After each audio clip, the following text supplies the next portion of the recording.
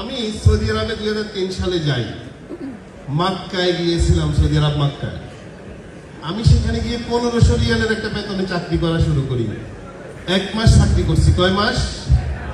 1 মাস। 1 মাস চাকরি করে হিসাব করছি আগামী 30 বছর আমার লাইফ পরিবর্তন হবে কিনা। এটা হিসাব করে ক্যালকুলেশন করে বের করছি, শুধু 000 একও লাগাইতে পারি নাই। আমার ক্যালকুলেশনের সাথে এক সংখ্যাটা বসেনি, সব কি আসছে? 0। বিকজ 20-30 বছর 40,000-50,000 টাকায় মাসে ইনকাম করে কিছু আসবে না।